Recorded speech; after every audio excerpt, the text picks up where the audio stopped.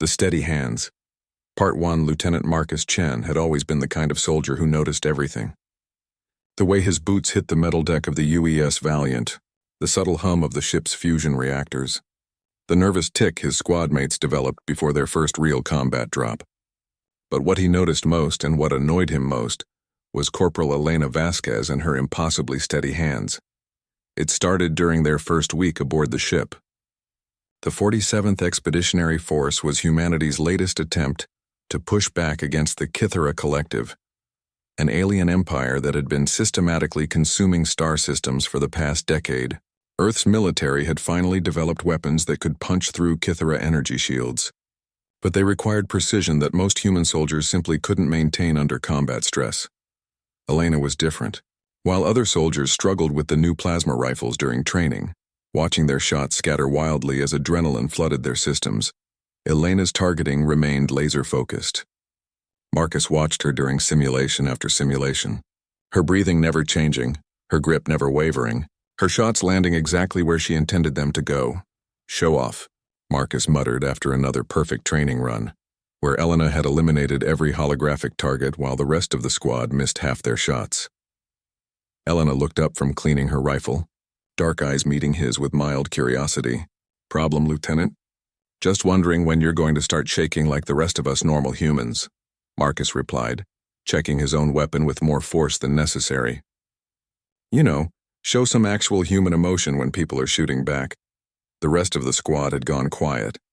Elena's reputation for unflappable calm was already legendary among the unit, but so was Marcus's reputation for pushing people's buttons. The two had been circling each other like cautious predators since the mission began. "These aren't people shooting back," Elena said quietly, her voice carrying that same maddening steadiness that her hands possessed. "They're Kythera, and my emotions aren't going to help anyone stay alive." Marcus snorted. "Right, Ice Queen Elena, too cool for human feelings. Must be nice living without fear." Something flickered across Elena's face so quickly that Marcus almost missed it, but then her expression smoothed back to its usual calm neutrality, and she returned to her weapon maintenance. Sergeant Williams, their squad leader, cleared his throat. "Chen, Vasquez, save it for the enemy. We've got 3 days until planetfall, and I want everyone focused on the mission." The mission. Marcus had read the briefings until his eyes burned. Kepler 442b had been a thriving human colony of 2 million people until the Kythera arrived 6 months ago. Standard Kythera protocol was to harvest all biological matter on a planet for their bioships, leaving nothing but stripped rock behind. But something had gone wrong with their operation on Kepler 442b. Long-range scans showed Kythera forces still on the ground, apparently engaged in some kind of extended harvesting operation. That meant survivors, potentially millions of them, hiding in underground shelters or remote locations, waiting for rescue that might never come. Earth Command's solution was to send in small, elite teams to establish beachheads while the main fleet prepared for a full assault. The 47th was one of 12 such teams, each tasked with gathering intelligence and disrupting Kythera operations however possible. It was a suicide mission dressed up in optimistic language, and everyone knew it. Over the following days, Marcus found himself watching Elena more closely, looking for cracks in her composure. During hand-to-hand combat training, she moved with the same deliberate precision that characterized everything she did. When Corporal Zhang accidentally triggered a small fire in the munitions bay, Elena was the first to respond, directing the suppression efforts with calm efficiency while others panicked. "You ever see her sweat?" Private Rodriguez asked Marcus during their off-duty hours. "I mean literally sweat? Because I'm starting to think she might be an android." Marcus had wondered the same thing. In 2 weeks of intensive training and preparation, he had never seen Elena display anything resembling normal human stress responses. No nervous laughter, no fidgeting, no 1,000-yard stare that most soldiers developed when contemplating their mortality. It bothered him more than it should have. Marcus prided himself on reading people, on understanding what made his soldiers tick. It made him a better leader, better at knowing who would hold the line and who might break under pressure. Elena was a puzzle he couldn't solve, and that made her dangerous in his mind. The breaking point came during their final combat simulation. The training program threw everything at them: Kythera shock troops, aerial support, environmental hazards, civilian rescues. It was designed to push human soldiers beyond their limits, to see who would crack under the kind of pressure they'd face planetside. Marcus's squad performed well overall, but as the simulation intensified, he watched his soldiers' performance degrade one by one. Hands shook, shots went wide, communication broke down. The holographic Kythera forces pressed their advantage, driving the human squad back into an increasingly desperate defensive position, except for Elena. As chaos erupted around her, she continued placing shots with mechanical precision. When Rodriguez went down with simulated injuries, she covered his position without missing a beat. When their communications were jammed, she used hand signals to coordinate with the rest of the squad. When Marcus himself found his rifle shaking in his hands as simulated Kythera closed in, Elena stepped into his firing lane and eliminated 3 targets in rapid succession. After the simulation ended, Marcus cornered her in the equipment bay. "What's your secret?" he demanded. "Drugs? Genetic modification? Some kind of meditation technique they taught you in sniper school?" Elena looked at him for a long moment, and Marcus thought he saw something vulnerable in her expression. Then it was gone, replaced by her usual calm. "You really want to know?" she asked. "Yeah, I do. I'm terrified," Elena said simply. "Every single day, every single simulation, every time I pick up a weapon, I'm more scared than anyone else in this unit." Marcus stared at her. "That's impossible. You never show it." "Because showing it gets people killed," Elena replied. "Fear makes your hands shake. Fear makes you hesitate. Fear makes you miss the shot that could save your squad mate's life. So I don't let it control me." She shouldered her rifle and headed for the door, then paused. "The difference between us, Lieutenant, isn't that I don't feel fear. It's that I've learned fear isn't the enemy. Losing control is." As the door closed behind her, Marcus realized he had been thinking about Elena Vasquez all wrong. She wasn't some emotionless machine or genetic anomaly. She was something much more impressive and much more human. She was a soldier who had mastered herself. The Steady Hands. Part 2. The drop pod screamed through Kepler 442b's atmosphere like falling stars, their heat shields glowing white-hot as they carved through the thin air. Inside Pod 7, Marcus gripped his restraints and tried not to think about the fact that they were essentially riding controlled explosions toward an alien-occupied planet. 30 seconds to impact," Sergeant Williams shouted over the howling wind and creaking metal. "Remember the briefing. We establish a perimeter, locate the nearest survivor cache, and signal for extraction. No heroics, no deviation from mission. Parameters." Marcus glanced around at his squad's faces. Rodriguez looked green around the gills, probably regretting the extra protein rations he'd eaten before launch. Zhang was muttering what sounded like prayers in Mandarin. Patterson was checking his weapon for the 5th time in as many minutes. Elena sat perfectly still, eyes closed, breathing steady. If Marcus didn't know better, he'd think she was taking a nap. The pod slammed into the ground with bone-rattling force, and immediately the exit bolts fired. Daylight flooded in, revealing a landscape that had once been a thriving agricultural district. Now it looked like something from humanity's worst nightmares. The Kythera had been busy. What had once been farmland was now covered in a writhing carpet of biomechanical growth. Organic cables thick as tree trunks snaked across the ground, pulsing with alien life. Twisted spires of living metal and flesh reached toward the pale sky, occasionally emitting haunting sounds that made Marcus's teeth ache. "Jesus Christ," Rodriguez whispered. "What is that stuff?" "Kythera infrastructure," Elena said, stepping out of the pod with her rifle already at the ready. "They're not just harvesting this world, they're converting it." Williams was already on his comm unit trying to raise command. "Base, this is Hunter 7. We have successful planetfall, but the situation on the ground is worse than briefed. The entire landing zone has been altered," Static answered him. "Comms are jammed," Williams announced. "Looks like we're on our own until we can reach higher ground. Chen, take point. Vasquez, you're our eyes. Everyone else, stay tight and watch for movement." Marcus had been in combat before, but never anything like this. The air itself felt wrong, thick with spores or pollen that made his throat itch. The ground beneath their feet wasn't quite solid, giving slightly with each step, as if they were walking on something alive. Worst of all were the sounds. A constant low humming punctuated by organic squelches and the occasional distant scream that might have been wind through the alien structures, or might not have been. They had been moving for 20 minutes when Elena suddenly raised her fist, signaling everyone to freeze. Marcus crouched behind a twisted metal outcropping that looked like it had grown rather than been built, his heart pounding as he strained to hear whatever had caught her attention. Movement, Elena whispered into her comm. 200 meters, 11 o'clock. Multiple contacts. Marcus squinted through his scope but saw nothing except the undulating alien landscape. I don't see anything. Trust me, Elena replied, her voice carrying absolute certainty. 30 seconds later, the Kythera emerged from camouflaged positions that had been invisible to everyone except Elena. They moved like liquid death, their biomechanical forms shifting and flowing as they advanced. Marcus counted at least 8 of them, possibly more. Engage, Williams shouted, and the forest erupted in plasma fire.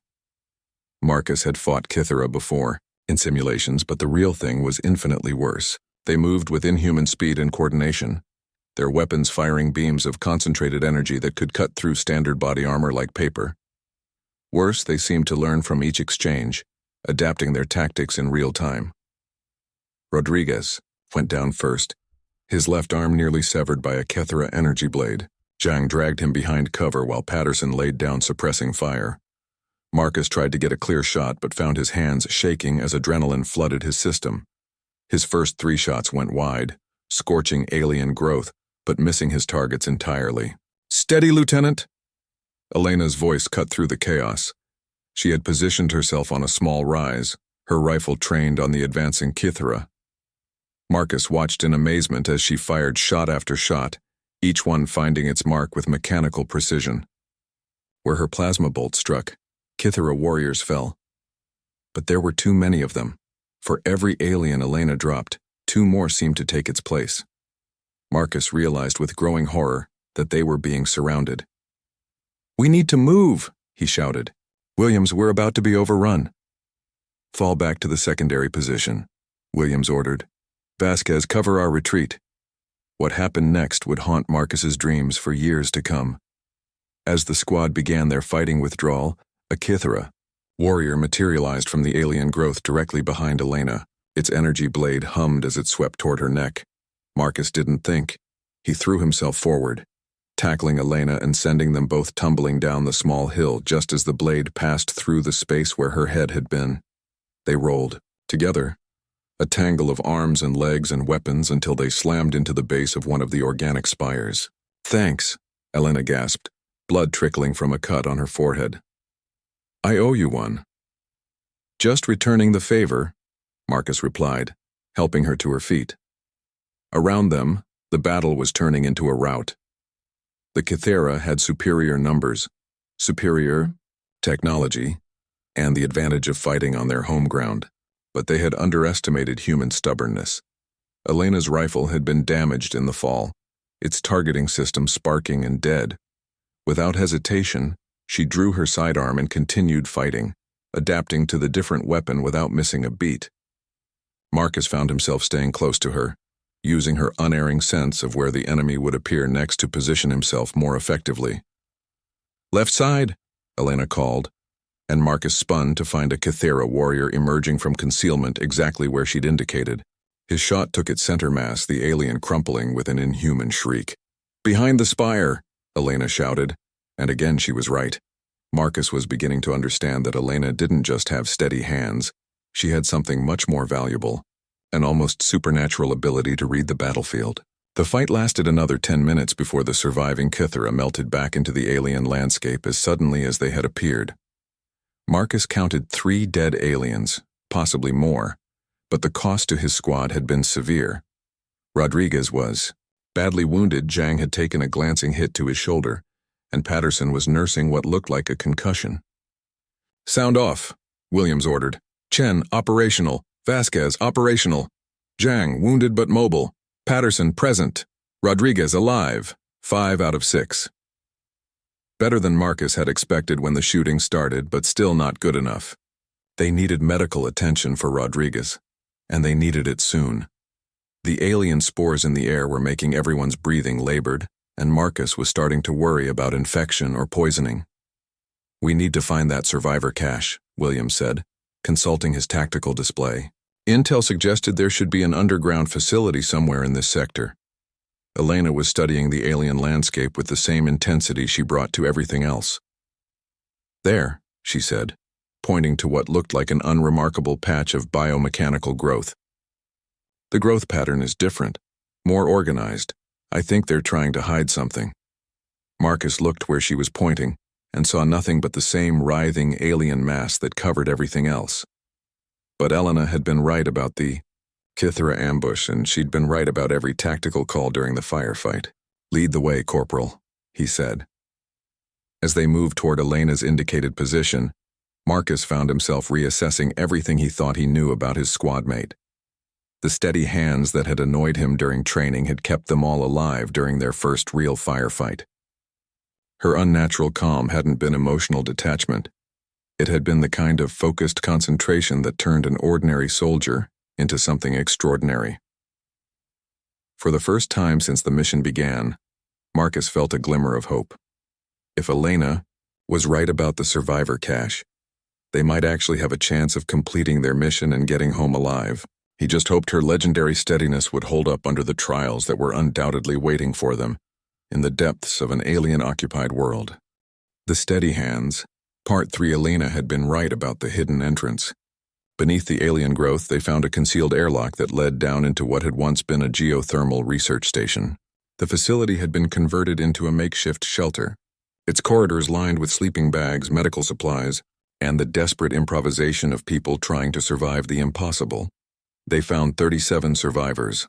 Dr. Sarah Kim, the facility's former director, met them at the inner airlock with a shotgun in her hands and exhaustion in her eyes. She looked like she hadn't slept properly in months, which was probably accurate. "Earth military?" she asked, her voice cracking with hope and disbelief. 47th Expeditionary Force, Williams confirmed. "We're here to get you out." Dr. Kim laughed, but there was no humor in it. "Get us out? Do you have any idea what's happening up there? The Kythera aren't just harvesting this world.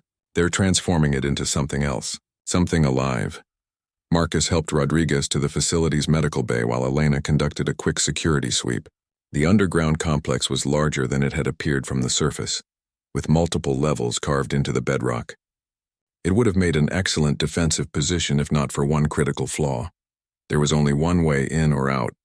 "We've been trapped down here for 4 months," Dr. Kim explained as she worked on Rodriguez's wounded arm. "The Kythera found us twice, but both times we managed to convince them we were dead. The bioscanners they use can be fooled if you know how." "How many others are there?" Elena asked. "Other survivor groups?" Dr. Kim's expression darkened. "There were dozens of shelters like this one. We had radio contact with maybe 20 groups. That was 3 months ago. Now," she shrugged helplessly, "we haven't heard from anyone in weeks." Marcus studied the tactical situation while Dr. Kim finished treating Rodriguez. The facility was well supplied and defensible, but it was also a dead end. If the Kythera found them again, there would be nowhere to run. Meanwhile, their extraction window was closing. The orbital bombardment that would precede the main assault was scheduled to begin in 72 hours. "We need to move these people," he told Williams privately. "This place is a tomb waiting to happen." Williams nodded grimly. "Problem is Rodriguez can't travel far with that arm. And we've got 37 civilians, including children and elderly. Moving them through Kythera-controlled territory is going to be like painting a target on our backs." Elena appeared beside them with her usual silent approach. "I've been talking to Dr. Kim about the facility's sensor network. They've been monitoring Kythera movement patterns for months. There might be a way." She led them to a monitoring station where Dr. Kim was pulling up displays of the surrounding area. The screens showed a 3-dimensional map of the alien infrastructure that had grown above their heads. "The Kythera move in patterns," Dr. Kim explained. "They're not random. Every 12 hours there's a gap in their patrol routes, a window where this entire sector goes quiet for approximately 40 minutes. That's not enough time to move 37 people to a safe extraction point," Williams said. "No," Elena agreed, "but it might be enough time to move them to a better position."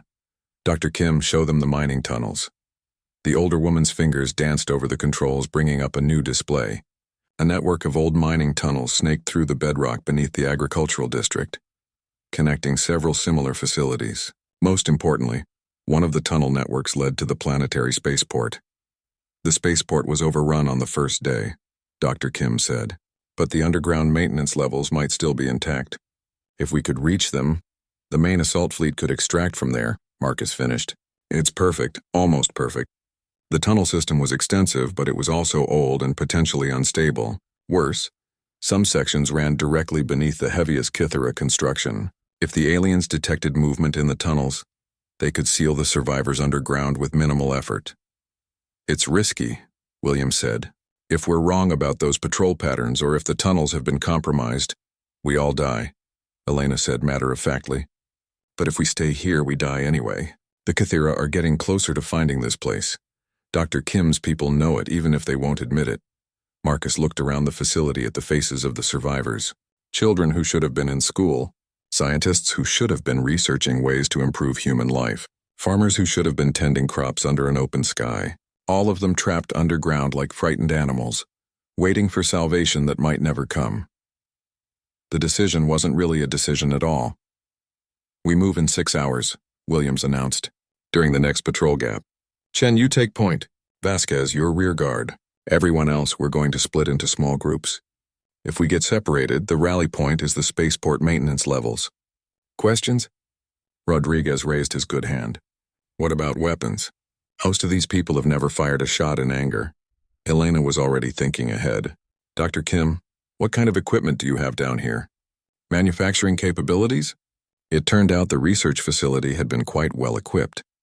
Within 4 hours, Elena had organized the survivors into an improvised weapons manufacturing operation. They couldn't produce military-grade plasma rifles, but they could make simple energy weapons. Improvised explosives and, most importantly, personal shields that might stop a glancing hit from Kythera weapons. Marcus watched Elena work and felt his respect for her growing even further. She didn't just have steady hands and unshakable calm. She was a natural leader, organizing civilians with the same quiet efficiency she brought to combat. Where did you learn to do that? He asked as she helped a teenage boy calibrate his improvised rifle. Do what? Turn a bunch of terrified civilians into something resembling a fighting force. Elena was quiet for a moment. My hometown was attacked by raiders when I was 15. Orbital pirates looking for easy targets. The local militia was off-world, so it was just us civilians. My father organized the defense. Did you hold them off? For a while. Elena's voice carried old pain, long enough for help to arrive. But I learned something that day. Fear doesn't have to make you helpless. Sometimes it can make you stronger, if you know how to use it. The next few hours passed in a blur of preparation and planning. Dr. Kim provided detailed maps of the tunnel system, along with information about structural weak points and potential hazards. The survivors were organized into groups of 4 or 5, each led by someone with at least basic combat training. Elena spent most of her time working with Dr. Kim on contingency plans. What if the tunnels were flooded? What if they encountered Kythera forces underground? What if the spaceport maintenance levels had been compromised? For every scenario Elena could imagine, she developed a response. Marcus found himself thinking that Elena Vasquez was exactly the kind of soldier he wanted beside him when everything went wrong, which it inevitably would. 30 minutes before the planned departure, Elena pulled Marcus aside. I need you to know something, she said. If we get separated down there, if something happens to me, you need to get these people out. Don't come back for me.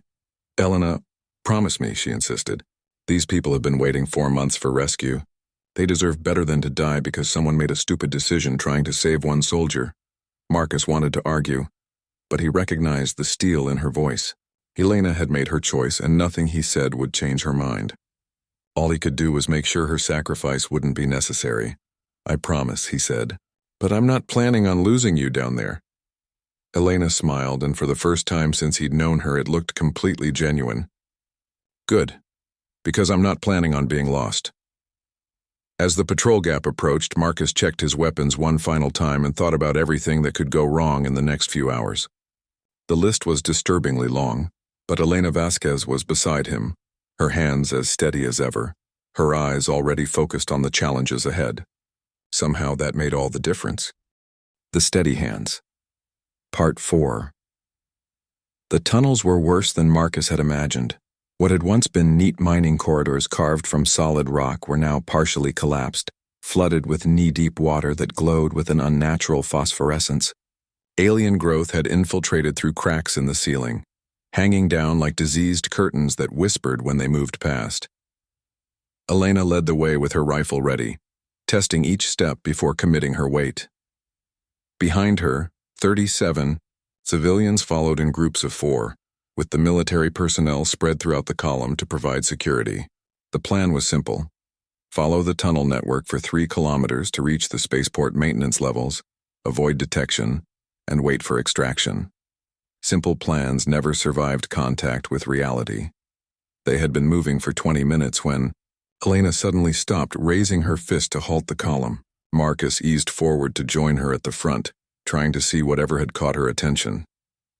"What is it?" he whispered. Elena pointed ahead to where the tunnel branched in 3 directions.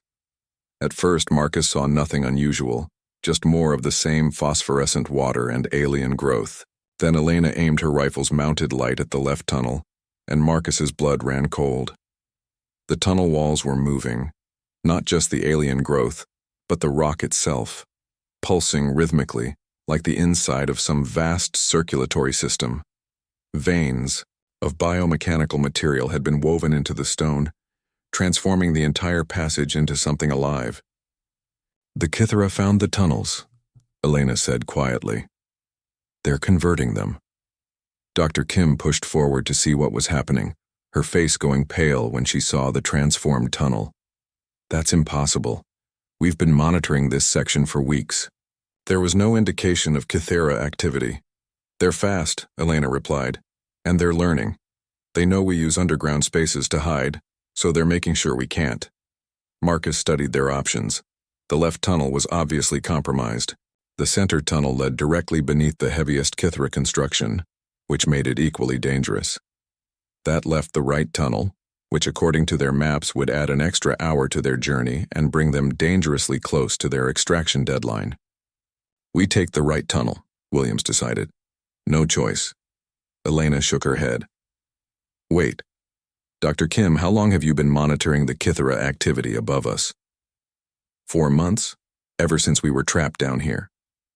"Why? Have you ever seen them work this fast?" "This level of tunnel conversion would take their normal construction rates at least a week." Dr. Kim thought about it. "No, you're right. This is much faster than we've observed before." Elena was already moving back down the tunnel, studying the walls and ceiling with intense concentration. Marcus followed, not sure what she was looking for, but trusting her instincts. "There," Elena said, pointing to a section of wall where the alien growth seemed less dense. "This isn't natural Kythera construction, it's camouflage." She approached the wall carefully, using her rifle's light to examine the biomechanical material more closely. Up close, Marcus could see what she meant. The alien growth was too regular, too perfect. It looked like someone had hastily covered something rather than grown it naturally. "Stand back," Elena warned, then fired a single plasma bolt at the suspicious section. The false wall dissolved, revealing a hidden passage that led deeper into the rock. Cool air flowed from the opening, carrying the scent of ozone and something else Marcus couldn't identify. "Dr. Kim," Elena called softly, "is this on your maps?" The scientist consulted her portable scanner, frowning. "No. This passage doesn't appear in any of our geological surveys. It shouldn't exist."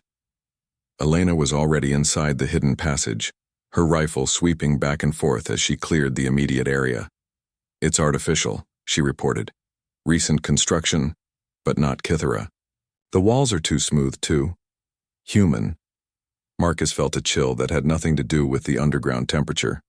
"Dr. Kim, who else knew about your facility? Who else might have built escape routes?" "The colonial administration, the mining companies, some research institutions."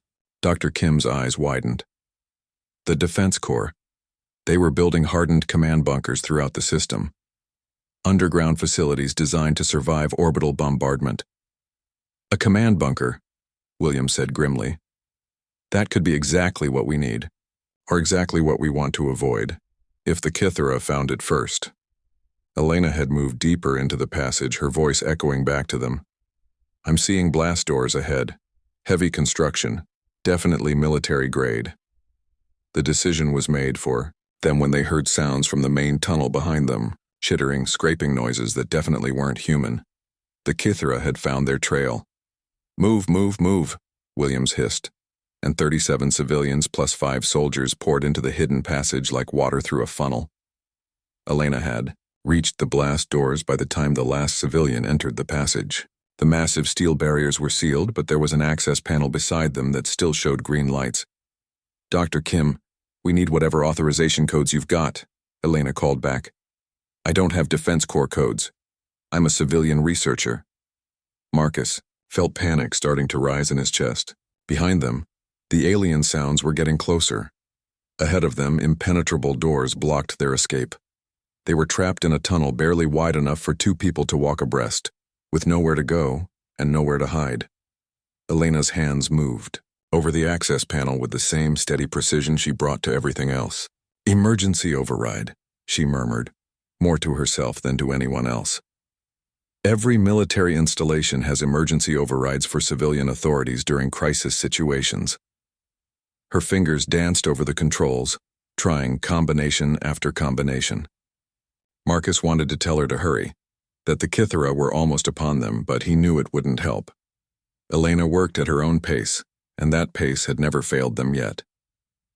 The blast doors began to open with a grinding of ancient machinery. "Through, everyone through," Williams ordered, and the civilians rushed past the slowly opening doors into whatever lay beyond.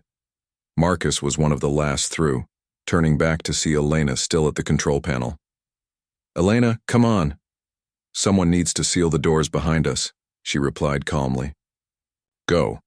I'll be right behind you." The last thing Marcus saw before the blast doors sealed was Elena's silhouette against the tunnel lights, her hands steady on the controls, even as inhuman shapes emerged from the darkness behind her. On the other side of the doors, Marcus found himself in a vast underground complex that dwarfed Dr. Kim's research facility. Automated systems hummed to life as they entered, bringing up emergency lighting that revealed corridors stretching away in multiple directions. "Holy shit," Rodriguez breathed. "This place is huge." Dr. Kim was consulting her scanner again, her face amazed. "This complex extends for kilometers in every direction. It's not just a command bunker, it's an entire underground city."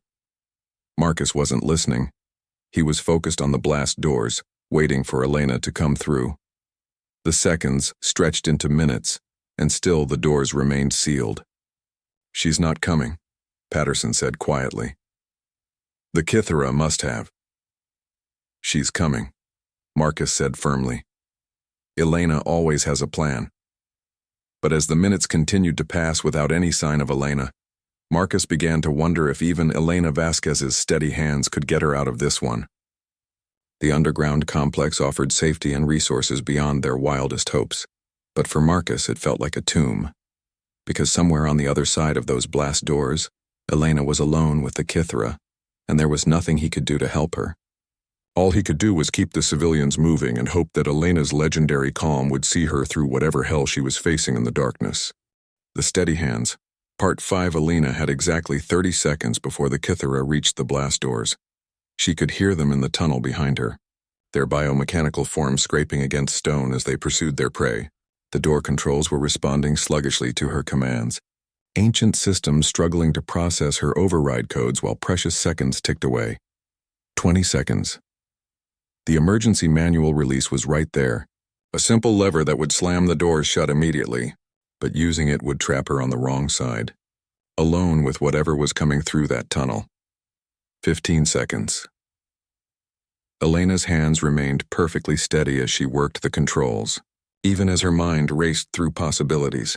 The tunnel had several alcoves where mining equipment had once been stored.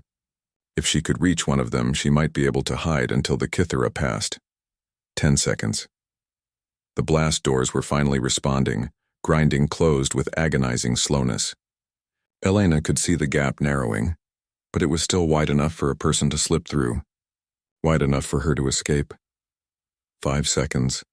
She could see the first Kithera warrior emerging from the darkness, its energy weapon charging with an ominous whine. Elena made her choice.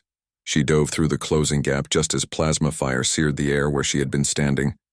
The blast doors slammed shut with a thunderous clang that echoed through the underground complex. Elena rolled to her feet, her rifle already in her hands, but she was alone in a corridor filled with concerned faces. The civilians clustered around her, relief evident in their expressions. "Are you hurt?" Dr. Kim asked, running a medical scanner over Elena's form. "I'm fine," Elena replied, though Marcus could see a fresh burn mark on her shoulder where Kythera plasma had grazed her. "What's our situation?" Williams gestured to the vast complex stretching out before them. "We're in what appears to be the Kepler Defense Corps' primary command facility. The good news is it's huge, well-supplied, and the Kythera don't seem to know it exists. The bad news is we're still 3 kilometers from the spaceport, and our extraction window is closing fast." Elena nodded, already moving deeper into the complex. "Show me the layout." The command center was a marvel of military engineering. Multiple levels connected by transport tubes.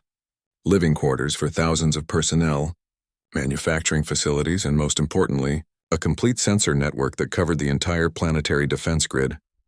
"This is incredible," Dr. Kim breathed as she accessed the facility's databases. The Defense Corps built this as a fallback position in case the orbital platforms were compromised. It was designed to coordinate resistance efforts for months if necessary. Elena was studying the tactical displays, her expression growing more serious by the minute. "The situation up there is worse than we thought.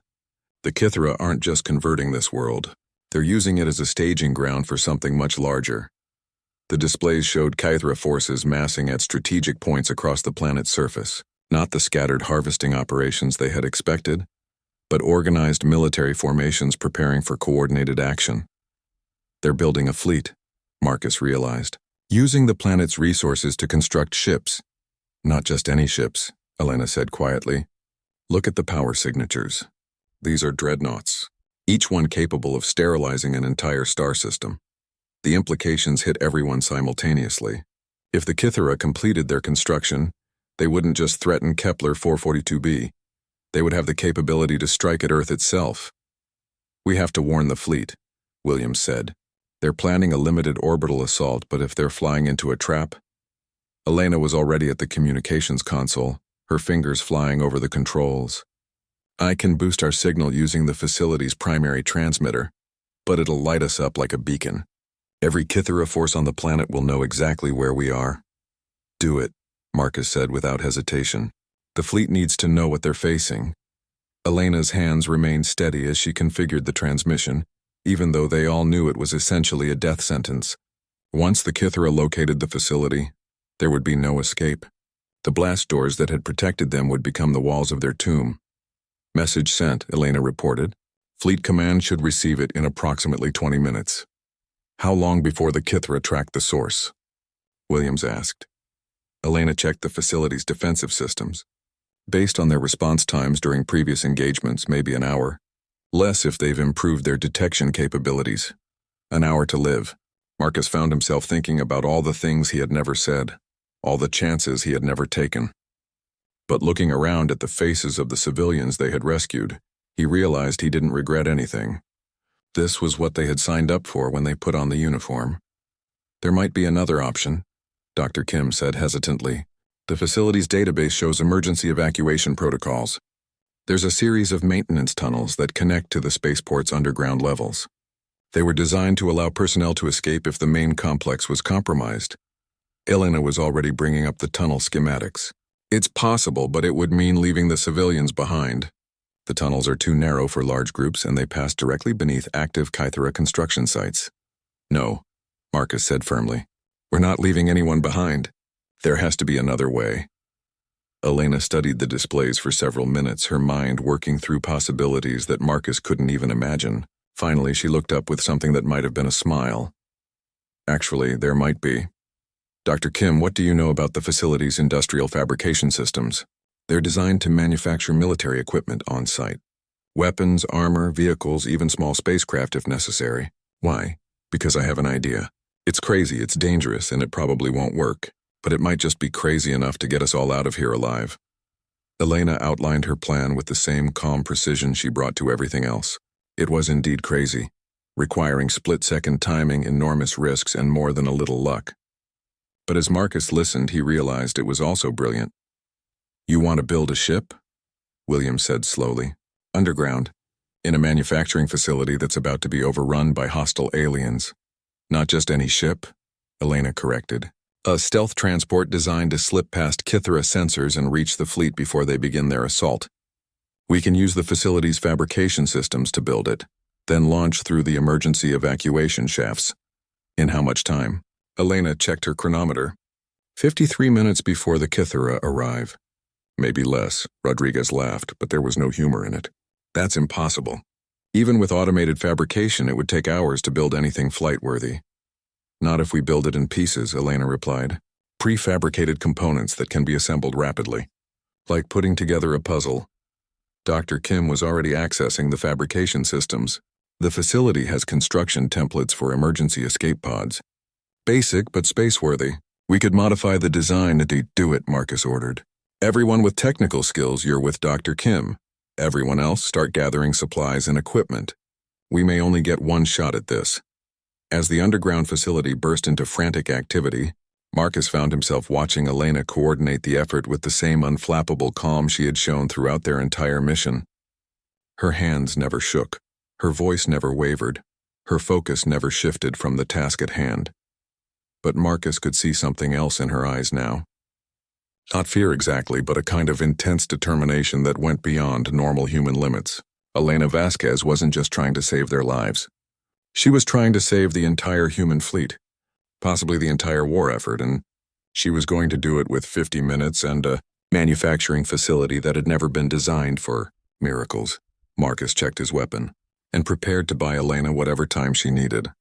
Because if anyone could pull off the impossible, it was the woman with the steady hands who had never let him down. The steady hands. Part 6, the manufacturing bay hummed with desperate energy as Elena's impossible plan took shape. Automated fabricators worked at maximum capacity, churning out hull plates, guidance systems, and life support components for what Dr. Kim generously called the most insane engineering project in human history. Elena stood at the center of it all, her hands dancing over multiple control interfaces simultaneously. She wasn't just coordinating the construction, she was redesigning it in real time, optimizing every component for speed and reliability. "Hull integrity at 60%, Dr. Kim reported. "That's barely space-worthy under normal conditions." "These aren't normal conditions," Elena replied without looking up from her controls.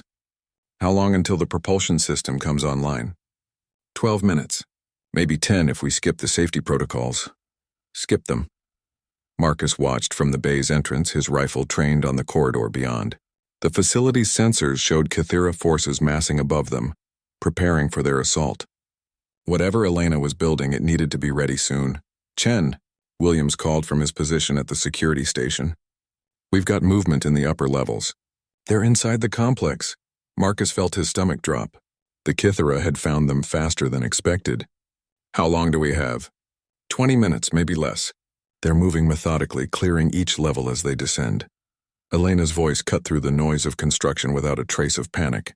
"That's enough time. Dr. Kim, how many people can the transport carry?" "In its current configuration? Maybe 20 if we pack them in like cargo." "Not enough." Elena's hands never stopped moving as she spoke. "We need to modify the passenger compartment. Strip out everything non-essential." "Elena," Marcus said carefully, "even if we get everyone aboard, how are we supposed to launch? The evacuation shafts lead directly to the surface. The Kythera will see us coming." Elena finally looked up from her controls, and Marcus saw something in her eyes that made his blood run cold. It was the look of someone who had accepted a terrible truth. "They will," she agreed, "unless someone stays behind to create a distraction." The manufacturing bay went quiet except for the humming of machinery. Even the civilians seemed to understand what Elena was suggesting. "No," Marcus said firmly. "We're not leaving anyone behind. There has to be another way." "There isn't," Elena replied with that maddening calm. "The math is simple. The transport needs 30 seconds to clear the shaft and reach minimum safe altitude. The Kythera response time to a surface launch is approximately 15 seconds. Someone needs to buy us those extra 15 seconds." Williams was studying the facility's schematics. The main fusion reactor. If someone overloaded it, the explosion would take out half the complex, Dr. Kim finished. Along with whoever triggered it, Elena nodded, and it would create enough electromagnetic interference to mask the transport's launch signature.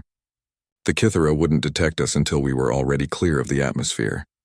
Marcus felt something breaking inside his chest. Throughout their entire mission, Elena had been the steady constant that kept them all alive. The idea of losing her now when rescue was so close was unbearable. There has to be another option, he insisted. Remote detonation, timer systems, something.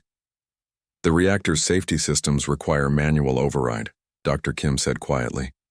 It's designed to prevent exactly what we're talking about. Someone would have to be physically present at the reactor core to trigger an overload. Elena was already moving toward the transport, her expression businesslike. Then it's settled. Get everyone aboard. I'll handle the reactor. Like hell you will, Marcus said, grabbing her arm. I'm the squad leader. If anyone stays behind, it should be me. Elena's gaze met his, and for the first time since he'd known her, Marcus saw real emotion in her eyes. Not fear, but something deeper. Something that looked almost like regret. Marcus, she said quietly, your hands shake when you're under stress. Mine don't. If the reactor override fails because someone's fingers weren't steady enough, everyone dies, including the 37 civilians we swore to protect. It was true, and they both knew it. Even now, with adrenaline flooding his system, Marcus could feel the slight tremor in his hands that had plagued him throughout their mission. Elena's hands remained rock steady as they always had.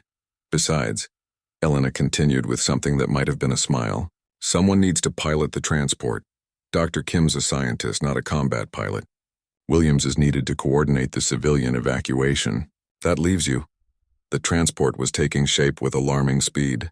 What had seemed impossible 30 minutes ago was now simply improbable. Elena's design was crude but functional. A flying brick that would get them from point A to point B if they were lucky. Transport's ready for boarding, Dr. Kim announced. It's not pretty, but it should hold together long enough to reach the fleet. Elena began herding civilians toward the transport, her voice calm and reassuring, even as proximity alarms wailed throughout the facility. Single file, please. Keep personal belongings to a minimum. We'll have you back to Earth in no time. Marcus wanted to argue to find some other solution, but the Kythera weren't going to wait for human sentiment. They had minutes before the aliens reached the manufacturing bay, and 37 innocent lives depended on Elena's sacrifice. There's something else, Elena said as the last civilian boarded the transport. The message we sent to the fleet. It's not enough.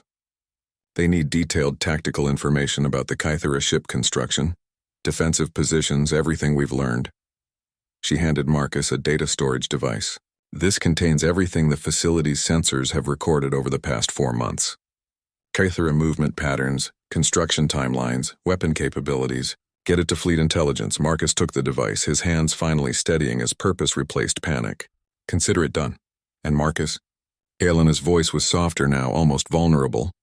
When you tell people about this mission, about what happened here, try to remember the good parts too. Before Marcus could respond, Elena was already walking toward the reactor access tunnel. She paused at the entrance, looking back at the transport where 37 civilians waited for salvation. Take care of them, she said simply. Then Elena Vasquez disappeared into the depths of the facility, her footsteps echoing in the corridor until they faded to silence. Marcus climbed into the transport's pilot seat and began the launch sequence, his hands moving with steady precision for the first time in his military career. In the passenger compartment, Dr. Kim was helping to secure the civilians for what would undoubtedly be a rough ride. Launch in 60 seconds, Marcus announced over the transport's intercom. Hold on to something solid. Through the transport's primitive viewports, Marcus could see the evacuation shaft stretching upward toward the surface. Somewhere above them, Kythera forces waited in the alien landscape that had once been fertile farmland. Somewhere below them, Elena was walking toward a fusion reactor with the same calm determination she had shown throughout their entire mission. Marcus closed his eyes and tried not to think about what was going to happen in the next few minutes. Instead, he thought about steady hands and unshakable calm, and a soldier who had never let her fear control her actions. Elena Vasquez had spent weeks proving that she was the best of them. Now she was about to prove that she was better than all of them combined. The transport's engines came online with a roar that shook the entire manufacturing bay. In 30 seconds, they would launch toward the surface and whatever waited for them there. Marcus just hoped Elena's hands would stay steady long enough to see them safely away. The steady hands. Part 7. Elena walked through the reactor chamber with the same measured pace she used for everything else, even though she could hear Kythera forces breaching the upper levels of the facility. The fusion reactor hummed before her, a cylindrical giant that had powered the underground complex for decades. Her hands were steady as she accessed the primary control console, not because she wasn't afraid. She was more terrified than she had ever been in her life. But fear was just another variable to be controlled. Another factor in the equation that would determine whether 37 civilians made it home alive. The reactor's safety systems were extensive, designed by paranoid military engineers who understood that fusion reactors could level cities if they malfunctioned. Overriding them required not just technical knowledge but perfect timing and absolute precision. Elena's hands moved over the controls with practiced efficiency. First, she disabled the automatic shutdown protocols. Then she began manually adjusting the reactor's containment field, weakening it in carefully calculated increments. Above her, she could hear the transport's engines spooling up. Marcus would be running through his pre-flight checklist, probably cursing the crude construction and minimal safety systems. But he would get them out. Elena had never doubted Marcus's piloting skills, only his ability to control his stress responses under extreme pressure. Ironically, this was the first time in months that Elena felt completely calm. There was something peaceful about accepting the inevitable, about reducing a complex situation to simple mathematics. She needed to hold the reactor together for exactly 90 seconds, then allow it to fail catastrophically. The timing had to be perfect. 80 seconds. The facility's internal sensors showed Kythera forces reaching the middle levels. They were moving faster now, probably detecting the reactor modifications and realizing what was about to happen. Elena wondered if they would try to stop her, or if they would simply retreat to a safe distance and wait for the inevitable. 60 seconds. Elena made final adjustments to the containment field, pushing the reactor to the very edge of catastrophic failure. The chamber filled with warning alarms as automated systems detected the dangerous operating conditions. If Elena stopped now, the reactor would probably stabilize. If she continued, there would be no going back. She continued. 40 seconds. The transport's engines reached full power, their roar echoing through the facility's corridors. Elena closed her eyes and imagined Marcus at the controls, his hands finally steady as he prepared to launch.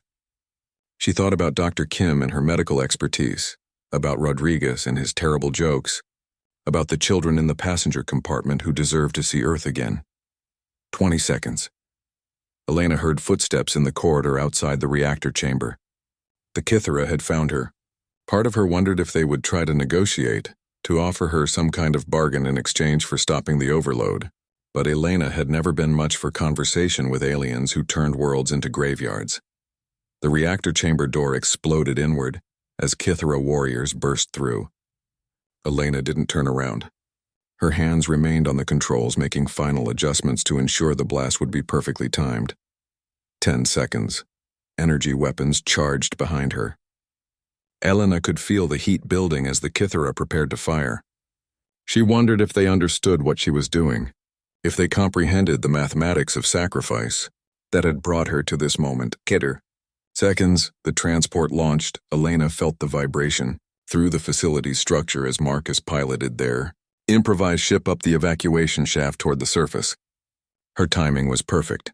The transport would clear the facility just as the reactor reached critical failure. For Earth, Elena whispered, and pulled the final override. The last thing she saw was light. Marcus felt the shockwave hit just as the transport cleared the surface. The crude ship bucked and rolled as electromagnetic pulses washed over them. But Elena's calculations had been perfect. The explosion masked their launch signature completely, and by the time the Kythera sensors recovered, the transport was already climbing toward orbit. "Is everyone all right back there?" Marcus called to the passenger compartment. "We're okay," Dr. Kim replied, though her voice was shaky. "What happened to Corporal Vasquez?" Marcus didn't answer immediately. He was too busy watching the tactical display as Kythera fighters launched from hidden positions across the planet's surface. Dozens of them, moving to intercept the transport before it could reach the safety of the human fleet. Elena bought us our chance, Marcus said finally. Now we have to make it count. The transport wasn't built for aerial combat. It was slow, lightly armored and armed with nothing more than a single defensive turret. Against a handful of Kithara fighters, it should have been hopeless. But Elena had taught Marcus something about controlling fear, about finding steadiness in the midst of chaos.